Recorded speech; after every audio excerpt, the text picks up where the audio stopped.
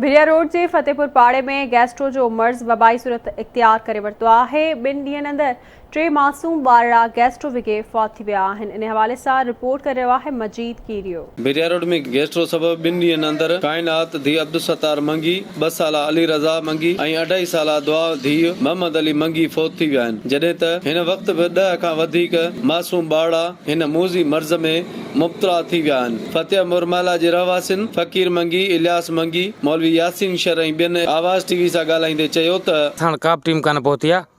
नंढड़ो थी भाणे जे मुंहिंजो पुटु अब्दुल सत्तार जो नंढड़ी जेका आई उहा फौत थी वई 1 बजे राति जो। ठीकु आहे साईं। वरी ॿी राति ते वरी साईं मंसूर जो नंढड़ो हुयो 2 सालनि जो साईं उहो फौत थी वियो साईं, भाइटियो साईं मुंहिंजो।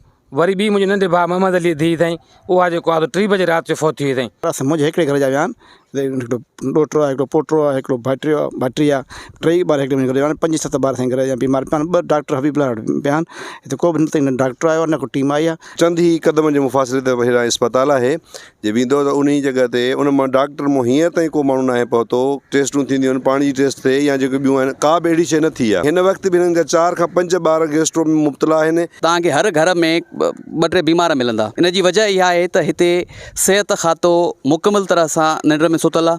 उन खां पोइ असांजो हिते पाणीअ जो मसला आहिनि। पाणी जेको ज़मीन जो आहे असांजो उहो साईं कहिड़ो आहे, गवर्नमेंट जे तरफ़ां आर ओ प्लांट लॻल आहे त उहो केतिरे ई अरसे खां वठी बंदि पियो आहे। पीअण जे पाणीअ जो वॾो बहिरान आहे। असां पंहिंजी टीम ठाही आहे, उते टीम असांजी हींअर वई आहे, होॾे रवाना कईसीं। जेका बि असां वटि उहो हूंदी मेडिसन वग़ैरह जेका बि उन ज़रूरत हूंदी उहा असां प्रोवाइड कंदासीं ऐं असांजी टीम जेका हूंदी उहा कंदी। प्लस हीअ जेके आहे वाटर बॉर्न डिज़ीज़ आहे, जीअं पाणी साफ़ु न आहे, पाणी साफ़ु न हुअण जे करे इहो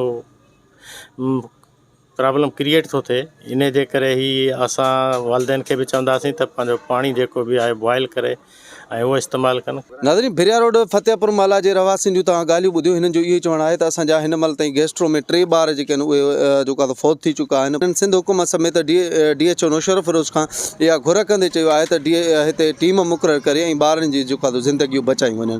कैमरामैन गफ़ार चन्ना सां गॾु अब्दुल मजीद कीरियो, आवाज़ TV, भिरिया रोड।